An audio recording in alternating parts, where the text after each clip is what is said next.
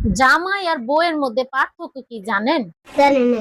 বউ জামাইকে ছাড়া কাউকে বিশ্বাস করে না, अच्छा। আর জামাই বউকে ছাড়া সবাইকে বিশ্বাস করে।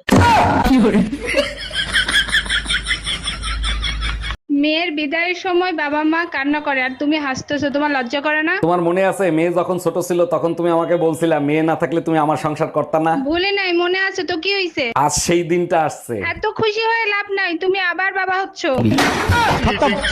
Bye bye, tata. কি ব্যাপার ভাবি, সকালে ভাইয়ের সাথে ঝগড়া করে ডিউটিতে গেলেন, এখন এত খুশি খুশি লাগতেছে, কাহিনী কি? আপনার ভাই রাস্তায় বাইক চালিয়ে যাচ্ছিল, ধৈর্য 5,000 টাকা জরিমানা করে ছেড়ে দিছি। এইটা ভাবি একদম ঠিক করেন নাই, পুলিশ সার্জেন্টের পাওয়ার দেখাইলেন, ভাইয়ের কাগজপাতি তো সব ঠিক আছে, তাহলে কি দিয়ে জরিমানা করলেন? জানেন না, আকাশে যত তারা পুলিশের তত ধারা, লুঙ্গি পরে বাইক চালাচ্ছিল তাই জরিমানা করছি।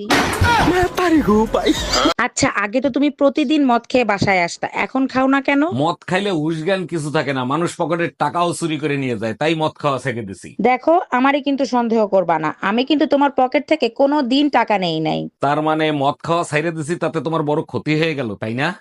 গজব বেইজ্জতি। কি করছো? ওই আমার ইটা সবসময় আমার আমার করো কেন? আমাদের বলতে পারো না নাকি? ও আমাদের জাঙ্গিয়া প্যান্টটা কোথায়? ছি, বাজে লোক খুঁজো। ভাবি, ভাই কোথায়? ভাইরে দেখতেছি না। আপনার ভাইকে হসপিটালে ভর্তি করছি। হসপিটালে কেন, কি হয়েছে?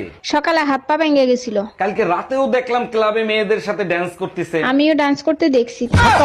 উকিল সাহেব, ট্রেনের দরজায় চাপা লেগে আমার আঙ্গুল কাইটে গেছে, রেলওয়ের নামে মামলা করব, মামলা লেখেন। মামলা করবেন ঠিক আছে, রেলওয়ের কাছে কি দাবি করে মামলা করবেন সেটা বলেন। আমার আঙ্গুল কেটে গেছে, রেলওয়ে আমারে 20 লাখ টাকা জরিমানা দেবে। যদি প্রশ্ন করে আঙ্গুলের দাম 20 লাখ টাকা কিভাবে হয়, তখন আপনি কি বলবেন? তখন আমি বলবো, এই আঙ্গুলের ইশারায় আমি আমার স্বামীকে নাচাইতাম।